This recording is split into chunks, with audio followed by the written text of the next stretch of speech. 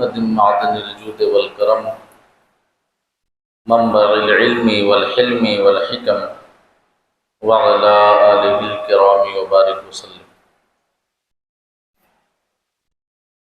عزیزان گرامی، ہم سب کی یہ مشترکہ خوش نصیبی ہے کہ ایک بار پھر سے ہم درس قرآن کی اس بابرکت اور باسعادت محفل میں حاضری کا شرف حاصل کر رہے ہیں۔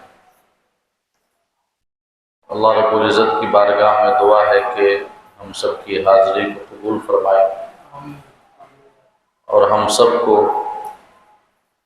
قرآن اور صاحب قرآن جناب محمد رسول اللہ صلی اللہ تعالی علیہ وسلم کا صدقہ، وسیلہ، فیضان اور شفاعت عطا فرمائے۔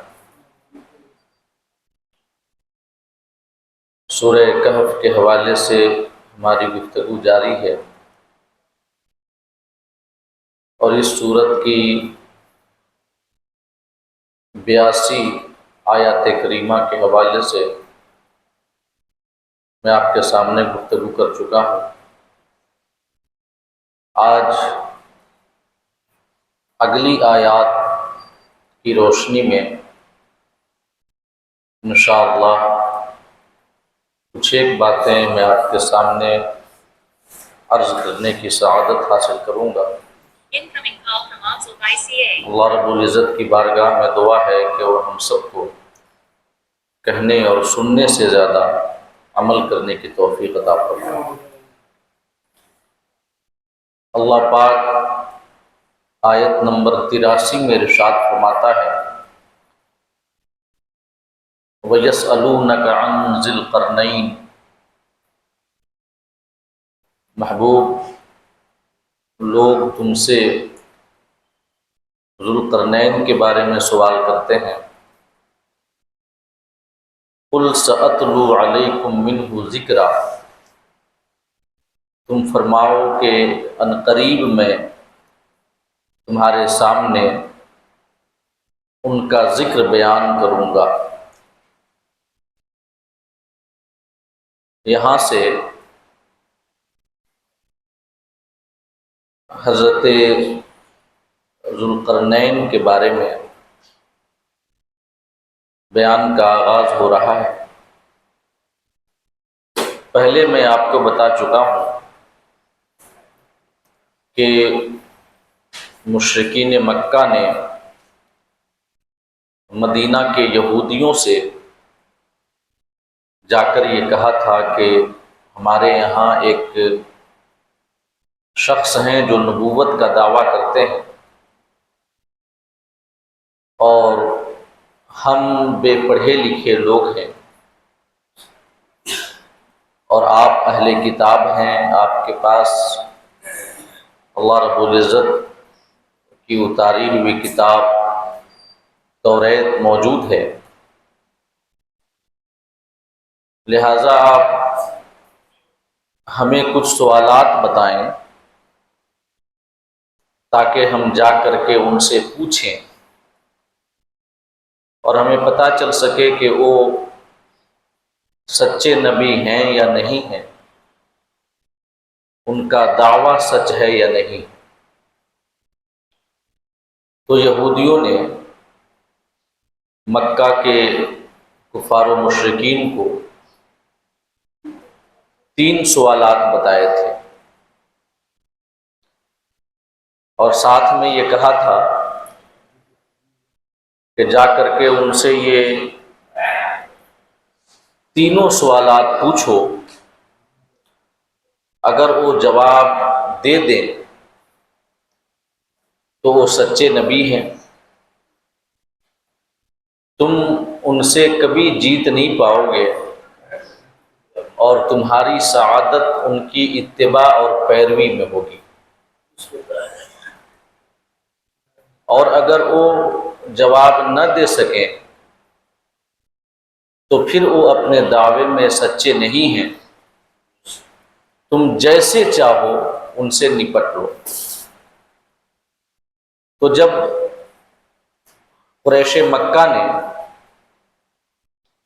نبی کریم صلی اللہ علیہ وسلم کی بارگاہ میں آ کر کے وہ تینوں سوالات پوچھے، تو اللہ رب العزت نے اپنے کلام کے ذریعے ان کے تینوں سوالات کے جوابات عطا فرمائے، جن میں سے دو جواب پہلے گزر چکے ہیں۔ پہلا سوال ان کا روح کے بارے میں تھا، اللہ رب العزت نے روح کے بارے میں جواب پہلے عطا فرمایا۔ اس کے بعد اصحاب کہف کے بارے میں ان کا دوسرا سوال تھا، اللہ رب العزت نے اس نام سے ایک پوری سورت ہی اپنے مقدس کلام میں نازل فرمائی، اور غار والوں کا مفصل تذکرہ اللہ پاک نے بیان فرمایا، جو میں آپ کے سامنے بیان کر چکا ہوں۔ تیسرا سوال ان کا ذوالقرنین کے بارے میں تھا کہ یہ کون تھے اور ان کے بارے میں بتائیں۔ تو اللہ رب العزت نے یہاں سے ذوالقرنین کا تذکرہ شروع فرمایا ہے، اور ارشاد پاک ہے وَيَسْأَلُونَكَ عَنْ ذِي الْقَرْنَيْنِ، یعنی محبوب لوگ تم سے ذوالقرنین کے بارے میں سوال کرتے ہیں، قُلْ سَأَتْلُو عَلَيْكُمْ مِنْهُ ذِكْرًا، تم فرماؤ کہ ان قریب میں ان کا ذکر تمہارے سامنے بیان کروں گا۔ اب اس کے بعد آگے ذوالقرنین کا بیان ہے اور ان کے حالات کا تذکرہ ہے، مگر پہلے ہی یہ بات میں آپ کے سامنے واضح کر دینا چاہتا ہوں کہ ذوالقرنین کی پوری سوانح بیان نہیں کی گئی، کیونکہ قرآن مجید کوئی سوانحی کتاب نہیں ہے، کوئی تاریخی کتاب نہیں ہے، بلکہ یہ ہدایت کی کتاب ہے۔ لہذا اللہ رب العزت نے ذوالقرنین کی زندگی کے محض ان پہلوؤں کا تذکرہ فرمایا ہے جن میں ہمارے لیے ہدایت و رہنمائی کا سامان موجود ہے، باقی دیگر واقعات کو اللہ پاک نے بیان نہیں فرمایا۔ قرآن مجید اصلاً کتاب ہدایت ہے، اور سارے مضامین جو قرآن میں بیان ہوئے ہیں ان مضامین سے مقصود انسانوں کی ہدایت اور ان کی رہنمائی۔ حالانکہ قرآن مجید میں کائنات کی کوئی ایسی شے نہیں جو مذکور نہ ہو، ساری چیزیں اللہ رب العزت نے اپنے مقدس کلام میں بیان فرمائی ہیں، مگر ساری چیزوں کا بیان اس نہج سے کیا گیا ہے کہ اگر ہم انہیں پڑھیں اور ان سے سمجھیں تو ہمیں ہدایت و رہنمائی کے لیے اصول ملتے ہیں، زندگی گزارنے کا ڈھنگ اور طرز ہمیں سیکھنے کو ملتا ہے۔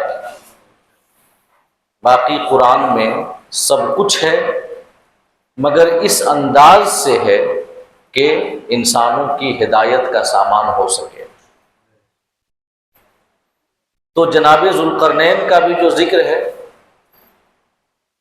پورا مفصل ان کا تذکرہ یا ان کی سوانح بیان نہیں کی گئی ہے، بلکہ ان کی زندگی کے فقط ان پہلوؤں کو بیان کیا گیا ہے جن کا ہدایت و رہنمائی کے حوالے سے کچھ اثر انسانوں پر ہو سکتا ہے، فقط ان پہلوؤں کا تذکرہ ہے۔ تو اس سے پہلے کہ ہم اگلی آیات کے حوالے سے ذوالقرنین کا تذکرہ بیان کریں، ان کا ایک مختصر تعارف اور وہ کون تھے آپ کے سامنے بیان کرنا چاہوں گا۔ ذوالقرنین کے بارے میں علماء تفسیر کا اختلاف ہے۔ کچھ علماء کہتے ہیں کہ ذوالقرنین اسکندر ہی کو کہا جاتا ہے، جس کو ہم سکندر بھی کہتے ہیں، اور جس کو انگلش میں یہ الیگزینڈر کہا جاتا ہے۔ تو کہا گیا ہے کہ الیگزینڈر یا سکندر ہی ذوالقرنین ہے، حالانکہ اکثر علماء اس رائے کو غلط قرار دیتے ہیں، اور اکثر علماء کرام کا بیان یہ ہے کہ ذوالقرنین ایران کے ایک خاندان کیانی کے بادشاہ جن کا نام کئے خسرو تھا، ان کا لقب تھا کئے خسرو۔ خاندان کیانی ایرانی بادشاہوں میں بڑا مشہور ایک خاندان گزرا ہے، اور ان کی عظمت اور شان و شوکت بادشاہت کی تاریخ میں آب زر سے لکھے جانے کے قابل ہے۔ اسی خاندان کے بارے میں اقبال کا ایک بڑا مشہور شعر ہے، جواب شکوہ کے اندر اقبال کہتا ہے کہ کوئی قابل ہو تو ہم شان کئی دیتے ہیں، کوئی قابل ہو تو ہم شان کئی دیتے ہیں، ڈھونڈنے والوں کو دنیا بھی نئی دیتے ہیں۔ تو عام طور سے یہ سمجھتے ہیں کہ شان کئی سے مراد یہ ہے کہ کئی شانیں، یعنی کئی شانیں، کئی عدد والا، ایک گنتی والا ہے نا۔ تو اکثر لوگ یہ سمجھتے ہیں کہ شان کئی سے مراد یہی ہے کہ کئی شانیں، متعدد شانیں ہم عطا کرتے ہیں، حالانکہ اس سے مراد یہ نہیں ہے، بلکہ شان کئی سے مراد ہے کیانی بادشاہوں کی طرح عظمت و شان ہم عطا کرتے ہیں۔ اللہ فرماتا ہے کوئی قابل ہو تو، یعنی کہ کوئی جوہر قابل ہو، ایمان کے حوالے سے، عقیدے کے حوالے سے، عمل کے حوالے سے، سیرت و کردار کے حوالے سے اگر پختگی ہو اس کے اندر، تو ہم وہی عظمت و شان اسے عطا کرتے ہیں جو عظمت و شان ہم نے خاندان کیانی کے بادشاہوں کو عطا کی تھی۔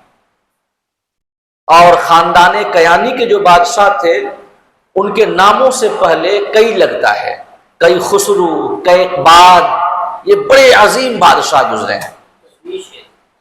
تو شان کئی سے مراد وہی ہے، یعنی کوئی قابل ہو تو ہم شان کئی دیتے ہیں، ڈھونڈنے والوں کو دنیا بھی نئی دیتے ہیں۔ تو یہ اکثر علماء کا کہنا یہ ہے کہ ذوالقرنین سے مراد خاندان کیانی کے بادشاہ کئے خسرو ہیں۔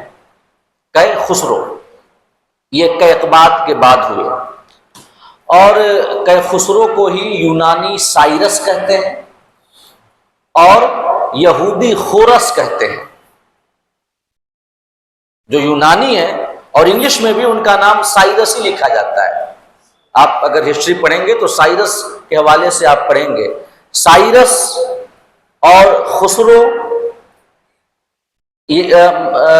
یعنی کئے خسرو اور خورس، یہ ایک ہی بادشاہ کے الگ الگ نام ہیں۔ عبرانی زبان میں خورس، یونانی میں سائرس کہ جس سے نقل کیا گیا انگلش میں، اور عرب انہیں کئے خسرو کہا کرتے تھے۔ اکثر علماء کا کہنا یہ ہے کہ ذوالقرنین سے مراد وہی ہیں جو ایرانی بادشاہ تھے جن کا نام کئے خسرو تھا۔ اور کئے خسرو کا جو زمانہ تھا حضرت عیسیٰ سے تقریباً 539 سال پہلے کا زمانہ ہے، قبل مسیح، بیفور کرسمس، 539 سال۔ اور جو اسکندر جن کے بارے میں کچھ علماء نے کہا ہے، اسکندر کہ جس کو سکندر کہا جاتا ہے، اس کا زمانہ حضرت عیسیٰ سے 300 سال پہلے کا زمانہ ہے۔ اور ذوالقرنین کے بارے میں آیا ہے کہ انہوں نے حضرت ابراہیم کے ہاتھوں پر اسلام قبول کیا تھا۔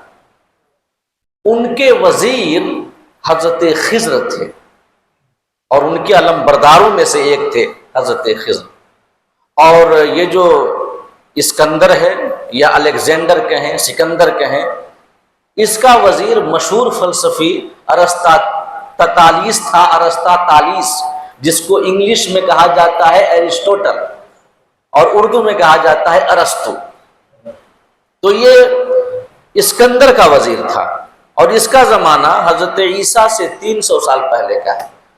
اور یہ ذوالقرنین کہ جن کا بیان آیا ہے قرآن میں، یہ کافی پہلے حضرت ابراہیم کے ہاتھوں پر اسلام قبول کرنے والے اور حضرت خضر ان کے وزیر اور ان کے علم بردار تھے۔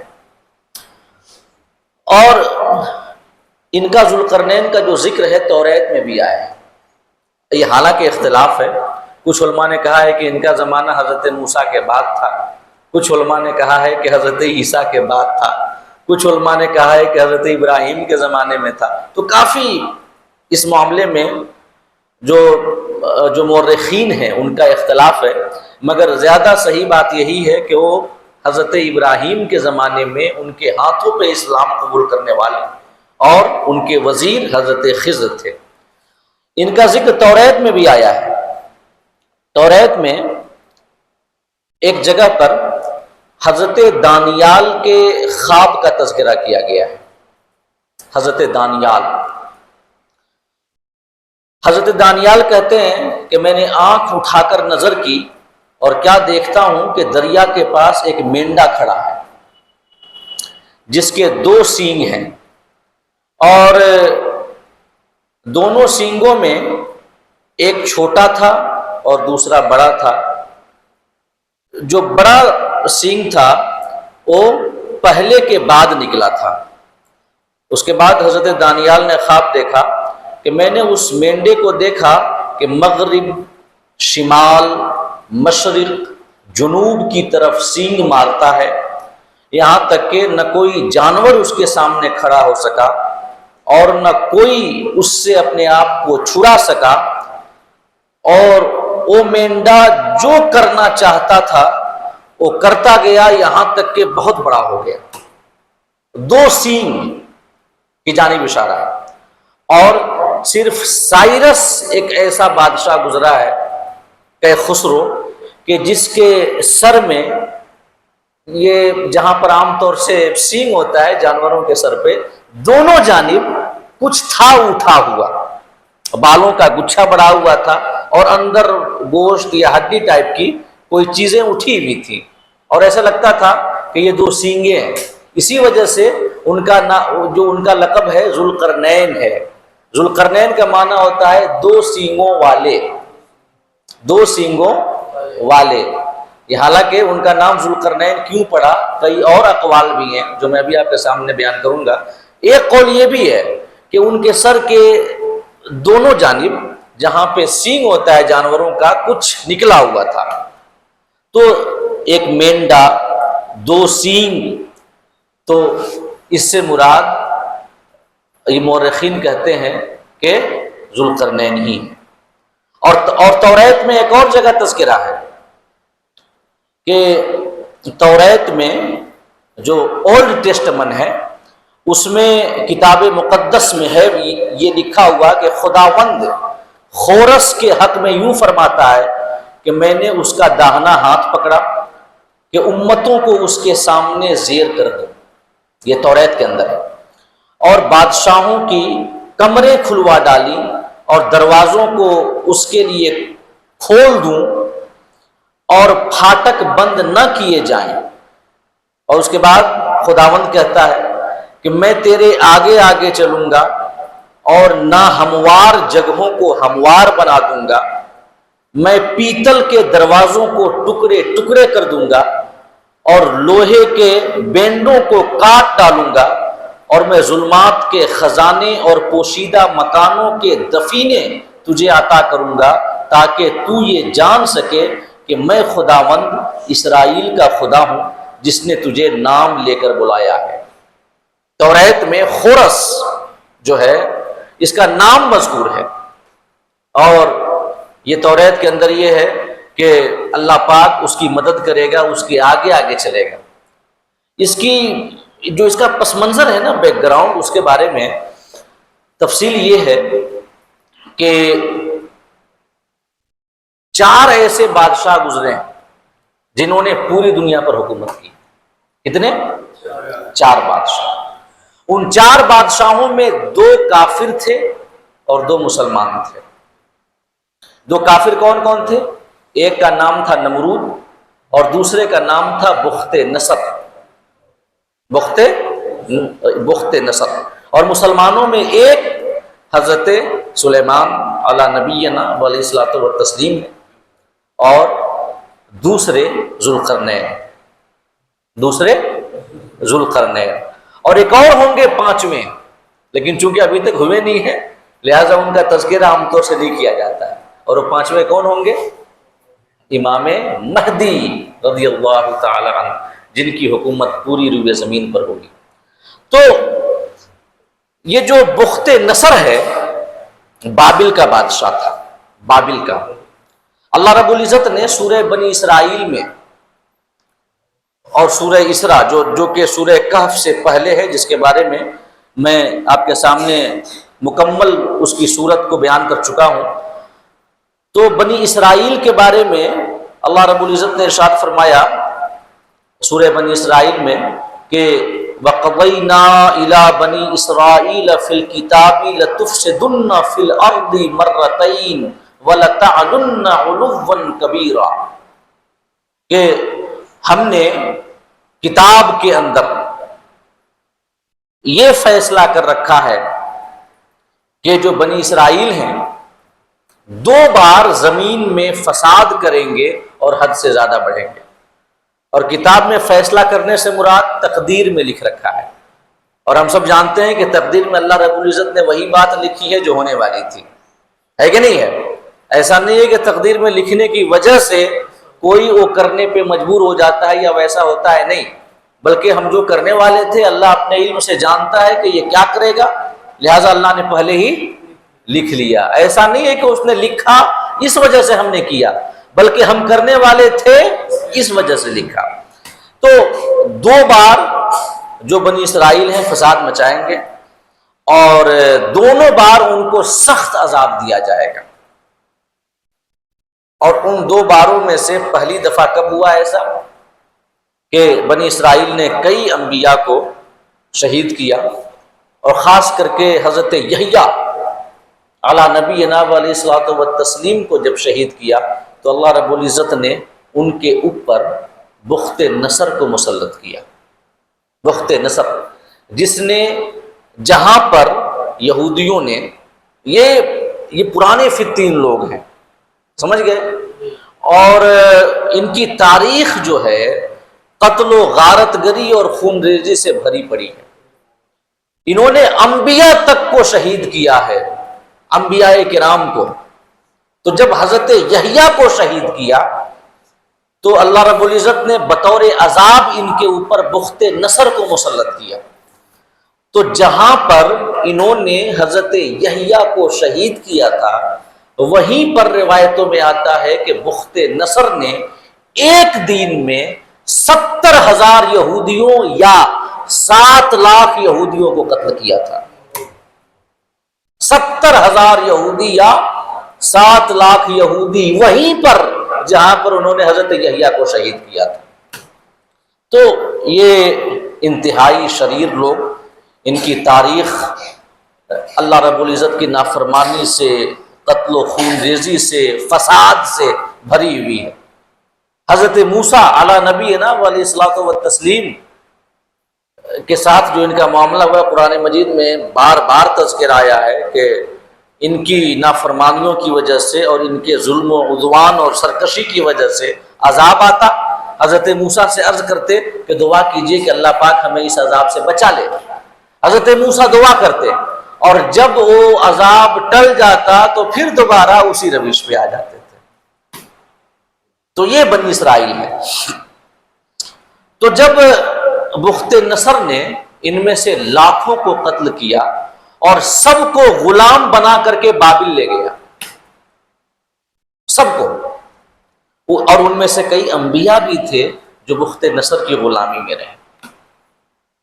تو جب غلام بنا کر کے لے گیا تو یہودیوں کو بخت نصر سے آزادی دلانے والے یہی کہ خسرو تھے جن کا لقب ذوالقرنین۔ انہوں نے یہ بخت نصر کی غلامی سے یہودیوں کو آزاد کرایا، اور توریت میں وہی بیان آیا کہ میں خورس کے آگے آگے چلوں گا، اس کی مدد کروں گا، تمام دروازے کھول دوں گا اس کے لیے، تمام کھڑکیاں کھول دوں گا، اور وہ جو چاہے گا میں اس کی مدد کروں گا، جو ابھی میں نے آپ کو پڑھ کے سنایا۔ تو یہ اسی خورس کے بارے میں ہے جس نے یہودیوں کو آزاد کرایا، اور اسی ذوالقرنین یعنی کہ خورس کہیں کہ خسرو کہیں سائرس کہیں، انہی کی وجہ سے دوبارہ بیت المقدس تعمیر ہوئی اور ہیکل سلیمانی کی دوبارہ تعمیر ہوئی، انہی کی مدد سے۔ تو یہ ہے ذوالقرنین، یہودیوں کو آزادی دلانے والے۔ تو اسی وجہ سے یہودیوں نے مشرکین سے کہا تھا جا کر کے پوچھو، جن میں 3 سوالوں میں سے ایک سوال ذوالقرنین کے بارے میں بھی تھا۔ تو جو ذوالقرنین ہیں یہ وہی کہ خسرو ہیں کہ جن کو عبرانی زبان میں، یعنی یہودیوں کی زبان جو توریت وغیرہ کی زبان ہے عبرانی، اس زبان میں خورس کہا جاتا ہے اور یونانی زبان میں سائرس کہا جاتا ہے۔ سمجھ گئے؟ اب اس کے بعد اللہ رب العزت ارشاد فرماتا ہے آیت نمبر 84 میں، یہ مختصر تعارف تھا ذوالقرنین کا۔ اللہ فرماتا ہے انا مکننا لہ فی الارض وآتیناہ من کل شیء سببا، کہ ہم نے ذوالقرنین کو زمین میں طاقت و قوت عطا کی اور بڑی عظیم بادشاہت انہیں عطا کی، اور ہر چیز کا ساز و سامان انہیں عطا کیا۔ اللہ فرماتا ہے کہ بادشاہت عطا کی، اور خاص طور سے یوں تو ہر چیز کے لیے ساز و سامان اور اسباب کی جو فراہمی تھی اللہ کی توفیق سے ان کے لیے اللہ کی مدد سے تھی، لیکن خاص طور سے بادشاہت کے لیے جو چیزیں ضروری ہیں، یعنی خزانہ زیادہ ہونا، لشکر کا زیادہ ہونا، ساز و سامان اور ہتھیار کا زیادہ ہونا، وہ ساری چیزیں اللہ رب العزت نے ذوالقرنین کو عطا کی تھی۔ اسی بات کو اللہ فرماتا ہے وَآتَيْنَاهُ مِن كُلِّ شَيْءٍ سَبَبًا، ہر چیز کا ساز و سامان میں نے ذوالقرنین کو عطا کیا۔ فَأَتْبَعَ سَبَبًا، تو یہ اللہ پاک فرماتا ہے کہ ذوالقرنین نے اپنا ساز و سامان تیار کیا اور ایک مہم پہ نکلے، اور یہ مہم ایران سے، یہ میں آپ کے سامنے بتا چکا ہوں اور یہ عرض کر چکا ہوں کہ خسرو یعنی ذوالقرنین ایران کے بادشاہ تھے۔ تو اس نے یہ کیا ذوالقرنین نے کہ اپنا تمام لاؤ لشکر جو ہے پہلے اکٹھا کیا اور ہر قسم کی تیاری کی اور ایک مہم پہ نکلا، اور یہ مہم جو تھا ویسٹ ایشیا میں، جس کو مائنر ایشیا کہا جاتا ہے، ایشیا مائنر، ایشیائے کوچک، کہ جس میں ترکی کے اکثر علاقے آتے ہیں، پہلے اناطولیہ کہا جاتا تھا اس کو، تو مغرب کی جانب، ایران سے مغرب یعنی پچھم کی جانب وہ نکلا جنگ کرنے کے لیے اور جو ہے ملک فتح کرنے کے لیے، کہ خسرو یعنی ذوالقرنین۔ تو اللہ پاک فرماتا ہے فَأَتْبَعَ سَبَبًا، کہ اپنے ساز و سامان کی تیاری کی اور ایک مہم پہ چلا، حَتَّى إِذَا بَلَغَ مَغْرِبَ الشَّمْسِ، جب ایران سے نکلے ہو ایشیائے کوچک کی جانب، اناطولیہ اور ترکی کے جو اکثر ممالک ہیں جو مغربی ایشیا ہیں ان کی جانب، تو اللہ رب العزت نے ہر ملک کو ان کے قدموں میں ڈال دیا، تمام بادشاہوں کو ان کا اطاعت گزار بنا دیا، سارے ملک کو فتح کرتے کرتے ایشیائے کوچک کا جو سمندر ہے وہاں تک وہ پہنچے۔ جب وہ وہاں پہنچے تو اب آگے فقط پانی ہی پانی تھا، اور ان کے پاس کوئی ایسی سواری نہیں تھی اس وقت، کشتی وغیرہ ان کے پاس، کہ وہ سمندر پہ جاتے اور آگے کے اپنے مہم کو جاری رکھتے، لہٰذا وہ وہاں پر رک گئے۔ تو اللہ پاک فرماتا ہے حَتَّى إِذَا بَلَغَ مَغْرِبَ الشَّمْسِ، یہاں تک کہ جب وہ سورج کے ڈوبنے کی جگہ پہنچا، سورج کے ڈوبنے کی جگہ، پہنچا وجدہا تغرب فی عین حمیہ، تو انہوں نے پایا کہ سورج ایک گدلے پانی والے دریا میں ڈوب رہا تھا، چشمہ میں. یہ عین کا معنی عربی زبان میں چشمہ ہوتا ہے. کہ ذوالقرنین نے پایا کہ سورج ایک گدلے پانی والے، مٹمیلا پانی، وہ پانی جس میں مٹی کی ملاوٹ ہو، اس کو کہتے ہیں گدلا پانی. گدلے پانی میں، گدلے پانی والے چشمہ میں سورج کو ڈوبتے ہوئے پایا. اب یہاں پر ایک بات رک کر کے بتا دوں کہ غیروں کی جانب سے بڑا مذاق اڑایا جاتا ہے کہ تمہارا مذہب تو یہ ہے کہ جو کہتا ہے کہ سورج جو ہے ایک کیچڑ والے اور گدلے پانی والے چشمہ میں ڈوبتا ہے. اور یہ جو آیت کریمہ ہے قرآن مجید میں، اسی کے بارے میں کہیں پہ سن لیا ہوگا اور اس کی تفصیل اور تشریح تو نہیں پتہ ہے انہیں، لہٰذا باتیں کرتے رہتے ہیں، اعتراض کرتے رہتے ہیں. حالانکہ ہم سب جانتے ہیں کہ سورج کبھی ڈوبتا نہیں ہے، اور سورج چشمہ میں ڈوب بھی کیسے سکتا ہے، حالانکہ سورج زمین سے لاکھوں گنا بڑا ہے کہ نہیں؟ تو یہاں پر جو اللہ پاک نے فرمایا، اگر اس آیت کریمہ پر ہی غور کر لیا جائے نا تو اس قسم کا اعتراض کوئی بنتا ہی نہیں، کوئی سوال بنتا ہی نہیں. پہلی بات اللہ پاک نے فرمایا حتی اذا بلغ مغرب الشمس، یہاں تک کہ جب وہ پہنچا سورج ڈوبنے کی جگہ پر. تو مراد یہ نہیں ہے کہ وہ زمین کا آخری کنارہ تھا اور وہاں سے کوئی دور تک خالی مطلب چشمہ تھا جس میں آ کر کے سورج ڈوب جاتا تھا، نہیں. مراد یہ ہے کہ ذوالقرنین یعنی سائرس کے خسرو، یہ ایشیائے کوچک کے ملکوں کو فتح کرتا ہوا مغرب کی جانب بڑھتا رہا، یہاں تک کہ سمندر کے پاس پہنچ گیا. اور یہ ان کے پاس سمندری سفر کے لیے سواری کا انتظام نہیں تھا، لہذا وہ وہاں پہ رک گئے. سمندر تھا، اور ایشیا مائنر کے سامنے جو سمندر ہے، اگر آپ نیٹ پر بھی سرچ کر سکتے ہیں تو وہاں پہ سمندر کا جو بیچ ہے کچھ ایسا ہے کہ وہاں پہ چھوٹے چھوٹے جو ہے جزیرے ٹائپ کے بنے ہوئے ہیں، اور ان جزیروں کی وجہ سے کہ مطلب جو ہے کچھ یہاں زمین نکلی ہوئی، کچھ وہاں زمین نکلی ہوئی، کچھ وہاں زمین نکلی ہوئی، جس کی وجہ سے جو سمندر کا پانی ہے وہ مٹی سے مل کر کے گدلا ہو جاتا ہے، مٹمیلا ہو جاتا ہے. وہ جو پانی ہوتا ہے مٹی سے مل کر کے ایسا لگتا ہے کہ وہ پانی کیچڑ ٹائپ کا ہے. تو وہاں وہ پہنچے، اور اسی کو اللہ پاک نے فرمایا مغرب الشمس، سورج کے ڈوبنے کی جگہ پر پہنچے. آپ چلے جائیے نا بیچ پر، آپ دیکھیے گا کہ جب سورج کے غروب کا وقت آتا ہے تو لگتا ہے کہ سورج سمندر میں ڈوب رہا ہے. دور سے یہ دیکھنے پہ ایسا لگتا ہے نا کہ ڈوب رہا ہے، حالانکہ وہ ڈوب نہیں رہا ہوتا، وہ سمندر کی آڑ میں ہو جاتا ہے، اور ہمیں ایسا لگتا ہے کہ سورج ڈوب رہا ہے. تو ایسے ہی جب وہاں پہنچے تو انہیں لگا کہ یہاں پہ سورج ڈوب رہا ہے. اللہ پاک فرماتا ہے وجدہا تغرب فی عین حمیہ، کہ ذوالقرنین نے پایا، یہ نہیں فرمایا کہ سورج وہاں پہ ڈوب رہا تھا، بلکہ ذوالقرنین نے پایا سورج کو ڈوبتے ہوئے گدلے پانی والے چشمے میں. یعنی کہ انہوں نے دیکھا اور ان کو یہ لگا کہ سورج ڈوب رہا ہے گدلے پانی والے چشمے میں، حالانکہ سورج ڈوب نہیں رہا تھا. چونکہ دور تک کا جو علاقہ تھا مختلف جزیروں کی وجہ سے اور سمندر کے پانی کے زمین سے ملنے کی وجہ سے وہ پورا پانی جو ہے مٹمیلا ہو گیا تھا، گدلا، اور جو ایسا پانی تھا دور تک حد نگاہ تک پھیلا ہوا تھا. لہذا جب انہوں نے دیکھا تو پایا کہ سورج مٹمیلے پانی والے چشمہ میں ڈوب رہا ہے، حالانکہ سورج ڈوب نہیں رہا تھا بلکہ وہاں پہ چھپ رہا تھا.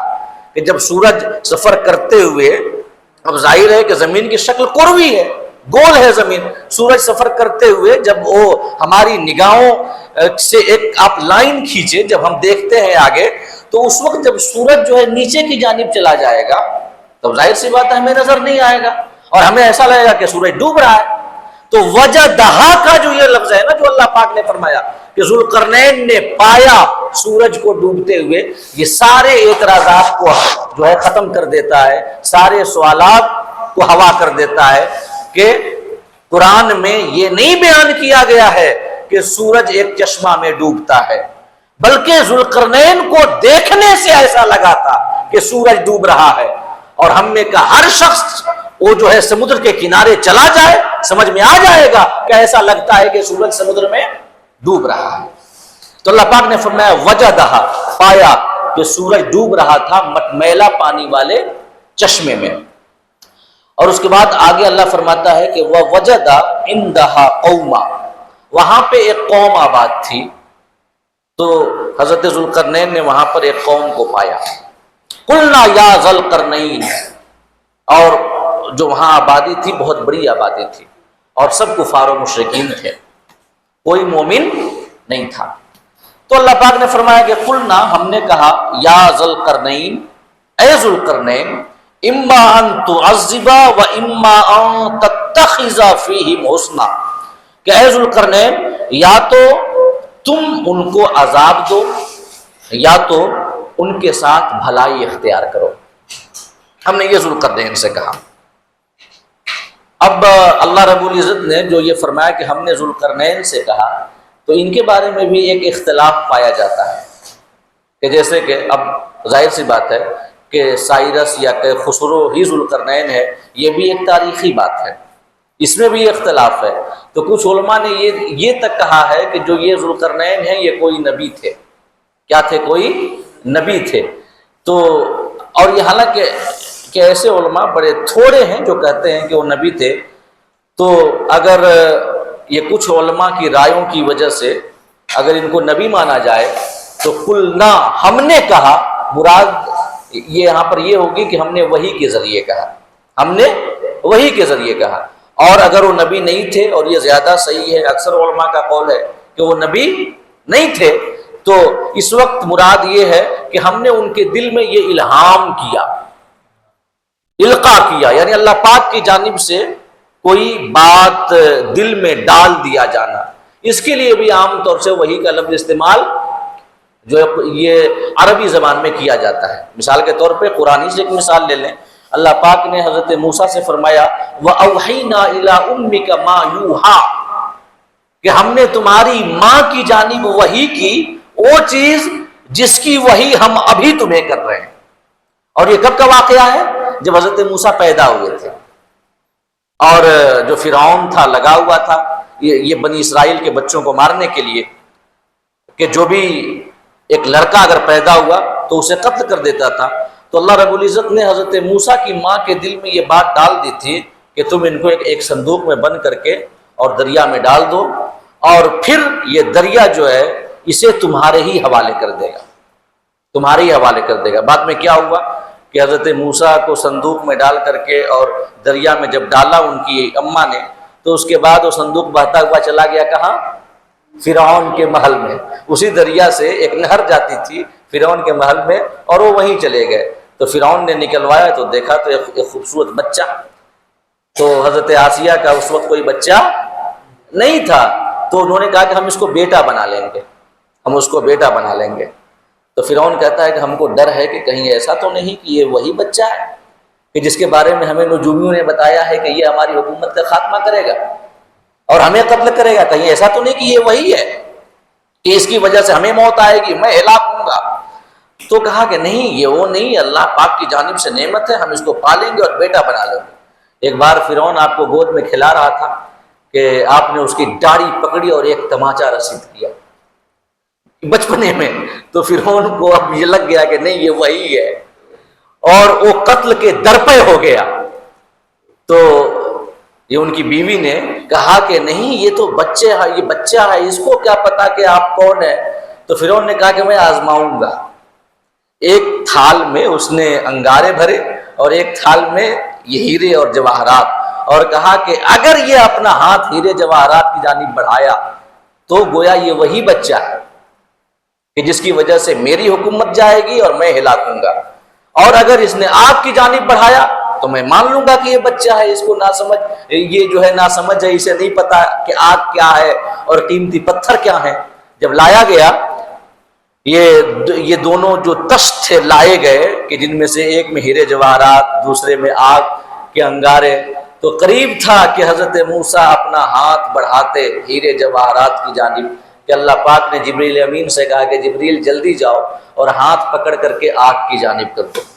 جبریل امین آئے، ہاتھ پکڑا، آگ کی جانب کر دیا، اور آپ نے ایک انگارہ اٹھا لیا اور زبان پہ رکھ لیا، جس کی وجہ سے آپ کی زبان میں ذرا تھوڑی لکنت آ گئی تھی۔ اور تو اس سے یہ فرعون کو یقین ہو گیا کہ نہیں، یہ وہ بچہ نہیں ہے۔ تو میں عرض یہ کرنا چاہتا ہوں اور بتانا یہ چاہتا ہوں کہ کوئی نبی کبھی عورت نہیں ہوئی، یہ حقیقت ہے، اس لیے کہ نبوت کے لیے مرد شرط ہے۔ یہ جتنے انبیاء ہوئے سب مرد ہوئے، اور اللہ پاک فرماتا ہے حضرت موسیٰ سے کہ وَأَوْحَيْنَا إِلَىٰ أُمِّكَ مَا يُوحَىٰ، کہ موسیٰ جس کی وحی ابھی ہم تمہاری جانب کر رہے ہیں، یہ وحی پہلے ہم تمہاری ماں کی جانب بھی یہ جو ہے کر چکے ہیں۔ اور وہ وحی کیا تھی؟ یہ ان کے بچپنے کے حالات اور واقعات۔ تو حضرت موسیٰ کی والدہ کی جانب جو اللہ رب العزت نے ان کے دل میں بات ڈالی، اس کے لیے اللہ پاک نے وحی کا لفظ بیان کیا کہ وَأَوْحَيْنَا، ہم نے وحی کی۔ تو یہاں پر وحی سے مراد وحی نہیں ہے جو انبیاء کی جانب آتی ہے، بلکہ مراد کیا ہے؟ دل میں بات ڈال دینا۔ تو جناب ذوالقرنین جو تھے یہ نیک تھے، پرہیزگار تھے، اور ان کے دل میں دنیاوی حکومت کی لالچ نہیں تھی، خزانے کی لالچ نہیں تھی، یہ حق ہے۔ یہ اپنے مذہب یعنی کہ ان کے مذہب کے مطابق توحید و رسالت جو ہے اس کی سربلندی چاہتے تھے، اور ان کی تمام جو جنگیں تھیں فقط دین کی سربلندی کے لیے تھی، یہ حقیقت ہے۔ لیکن یہ نبی نہیں تھے، اللہ کے نیک بندے تھے۔ تو اللہ پاک نے ان کے دل میں یہ بات ڈالی۔ اللہ پاک فرماتا ہے قلنا، ہم نے کہا، یعنی دل میں بات ڈالی۔ ایک تو یہ توجیہ، اور دوسری توجیہ یہ ہو سکتی ہے، علماء نے بیان کیا ہے کہ ان کے زمانے کے جو نبی تھے اس نبی کی جانب اللہ پاک نے وحی کی، اور نبی نے آ کر کے ان کو بتایا کہ اللہ یہ فرماتا ہے کہ یہاں پر جو یہ لوگ آباد ہیں، یا تو آپ ان کو عذاب دیں، مطلب سب کو قتل کر دیں، کیونکہ وہ کفار تھے، مشرک تھے، تو یا تو آپ ان سب کو قتل کر دیں، یا تو ان کے ساتھ حسن سلوک کریں، یعنی صبر کریں، ان کو دعوت دیں دین کی۔ تو حضرت ذوالقرنین نے کہا قال اما من ظلم فسوف نعذبه ثم يرد الى ربه فيعذبه عذابا نكرا، کہ ذوالقرنین نے کہا کہ جس نے ظلم کیا، جس نے ظلم کیا، اور ظلم کرنے سے مراد کیا ہے؟ کفر و شرک کیا۔ سب سے بڑا ظلم کفر و شرک کرنا ہے، اللہ کے ساتھ کسی کو معبود سمجھنا ہے، اللہ کے علاوہ کسی کی بارگاہ میں سر جھکانا ہے۔ تو یہاں پر ظلم کرنے سے مراد کیا ہے؟ جس نے شرک و کفر کیا۔ تو ذوالقرنین نے کہا کہ جس نے ظلم کیا تو ہم عنقریب اسے سخت عذاب دیں گے، یعنی دنیا میں اسے قتل کریں گے، پھر اس کو رب کی بارگاہ میں پیش کیا جائے گا آخرت میں، تو اللہ رب العزت بھی اسے انتہائی سخت عذاب دے گا۔ یہ حضرت ذوالقرنین نے کہا۔ اور اس کے بعد وَأَمَّا مَنْ آمَنَ وَعَمِلَ صَالِحًا فَلَهُ جَزَاءُ الْحُسْنَى، لیکن جس نے ایمان لایا اور نیک عمل کیا تو اس کے لیے بہترین بدلہ ہے، بہترین بدلہ ہے۔ یعنی ہم دنیا میں بھی ان کی عزت افزائی کریں گے، مال و دولت سے نوازیں گے، انعام و اکرام سے نوازیں گے، وَسَنَقُولُ لَهُ مِنْ أَمْرِنَا يُسْرًا، اور یہ اس کے لیے ہم آسانیاں فراہم کریں گے، ان کو آسان کام دیں گے، اور آسان کام کے بدلے میں بہترین انعام دیں گے۔ یہ مراد ہے کہ ہم دنیا میں آسانیاں فراہم کریں گے، اور پھر کل قیامت کے روز اللہ رب العزت کی بارگاہ میں جو انعام و اکرام ملے گا وہ ملے گا۔ تو اس کے بعد یہاں تک یہ مغرب کی جانب جو حضرت ذوالقرنین کا سفر تھا اس کا بیان ہے۔ اب اس کے بعد جو مشرق کی جانب انہوں نے سفر کیا، یعنی کہ ایران سے مشرق کی جانب وہ ملکوں کو فتح کرتے ہوئے نکلے، تو آگے راستے میں جہاں پر آخری جگہ پہنچے جہاں سے سورج نکلتا تھا، اور سورج نکلنے سے مراد ایسا لگتا تھا کہ نکل رہا ہے، یہ نہیں ہے کہ وہاں پہ کسی چشمہ وشمہ سے نکلتا تھا یا کسی جگہ کے اندر تھا پھر نکلتا تھا، نہیں۔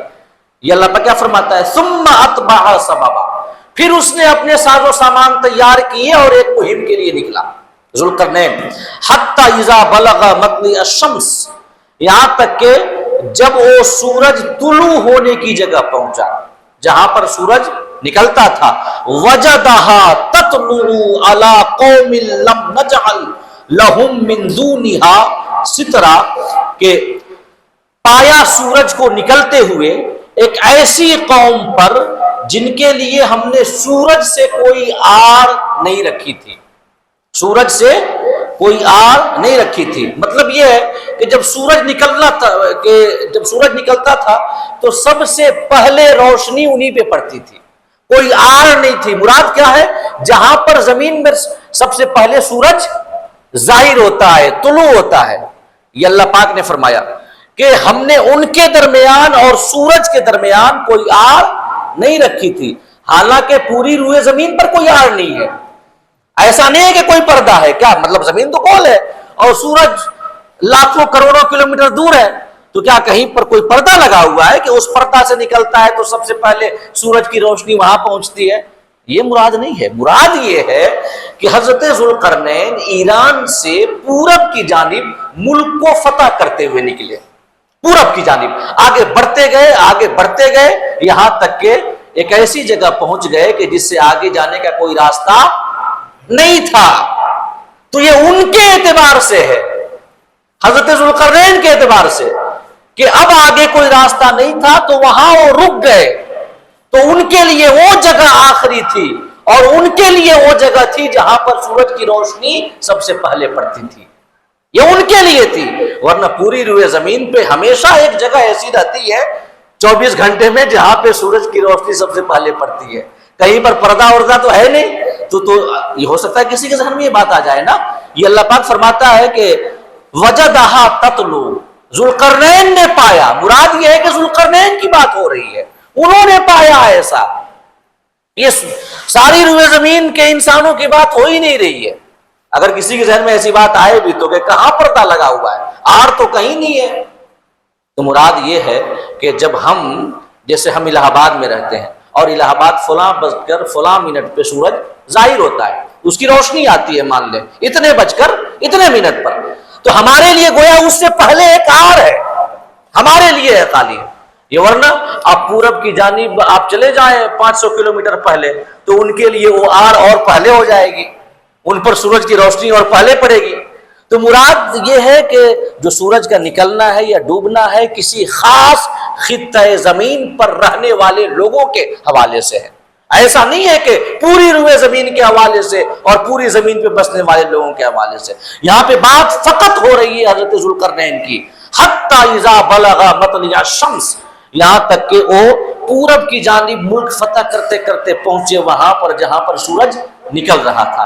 وجدہا تطلع علی قوم لم نجعل لہم من دونہا سترا، تو پایا ذوالقرنین نے سورج کو نکلتے ہوئے ایک ایسی قوم پر جس قوم کے درمیان اور سورج کے درمیان کوئی آڑ نہیں تھی۔ مراد یہ ہے کہ جب سورج نکلتا وہاں پر تو وہاں پر یہ ان کے لیے ایسا لگتا جو ذوالقرنین نے پایا کہ سب سے پہلے سورج یہی نکل رہا ہے، کیونکہ اس سے پہلے یہ اس کے بعد اور آگے جانے کے لیے ان کے پاس انتظام ہی نہیں تھا، ہے کہ نہیں ہے، ان کے پاس سواری تھی نہیں کہ وہاں سے آگے بڑھتے، تو انہیں یہ لگا کہ سب سے پہلے سورج یہاں پر نکل رہا ہے۔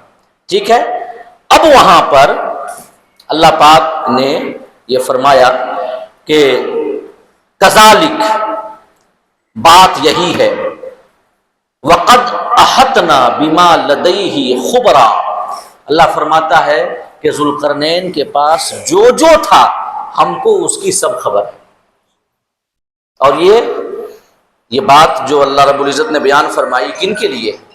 یہ مشرکین کے لیے ہے، یہودیوں کے لیے ہے، جن یہودیوں کے کہنے کی وجہ سے مشرکین نے اللہ کے رسول صلی اللہ علیہ وسلم سے ذوالقرنین کے بارے میں سوال پوچھا تھا۔ اللہ فرماتا ہے کہ یہ جن کو ہم نے بھیجا ہے یہ ہمارے سچے رسول ہیں، ہمارے سچے نبی ہیں، اور یہ جو کلام پڑھ کے سناتے ہیں یہ ہمارا کلام ہے، لہذا اگر تمہارا سوال ذوالقرنین کے بارے میں ہے تو ذوالقرنین کے پاس جو کچھ بھی تھا یا وہ جو بھی ان کے حالات تھے سارے حالات میں جانتا ہوں، ان کے پاس جو بھی تھا سب مجھے پتا ہے، لہٰذا میں اپنے نبی کو تمام باتیں بتانے پر قادر ہوں۔ میں قرآن کی آیتیں اتاروں گا اور اپنے نبی کو تمام باتیں بتا دوں گا۔ تو یہ در حقیقت مشرکین کے لیے ہے جنہوں نے سوال پوچھا تھا کہ تم سوال پوچھتے ہو ہمارے نبی سے، وَقَدْ أَحَطْنَا بِمَا لَدَيْهِ خُبْرًا، ذوالقرنین کے پاس جو کچھ تھا ہمیں سب پتا ہے، اور ہم اپنے محبوب کو تمام باتیں بشمول غیب کی باتیں بڑی کثرت سے بتانے والے ہیں، لہٰذا ذوالقرنین کے بارے میں بھی بتائیں گے۔ اور اس کے بعد یہ آگے جو ہے ثم اتبع سببا، ایک اور سفر کا بیان ہے۔ جب وہ ایک پہاڑ تک پہنچے تھے، یہ بیچ سے راستہ، دونوں جانب پہاڑ، ادھر یاجوج ماجوج رہتے تھے۔ تو جو آگے کی ان کی مہم کا تذکرہ ہے، اور جو یاجوج اور ماجوج کا تذکرہ ہے، انشاءاللہ یہ وقت ہو چکا ہے۔ اگلی نشست ہم آپ کے سامنے بالتفصیل اس کے بارے میں بیان کریں گے، اور ساتھ ہی ساتھ یاجوج ماجوج کا نکلنا جو ہے قیامت کی ایک نشانی بھی ہے، بڑی نشانیوں میں سے ایک نشانی ہے۔ تو اس حوالے سے بھی انشاءاللہ پوری تفصیلات ہم اگلی نشست میں آپ کے سامنے بیان کریں گے۔ اللہ پاک ہم سب کو کہنے اور سننے سے زیادہ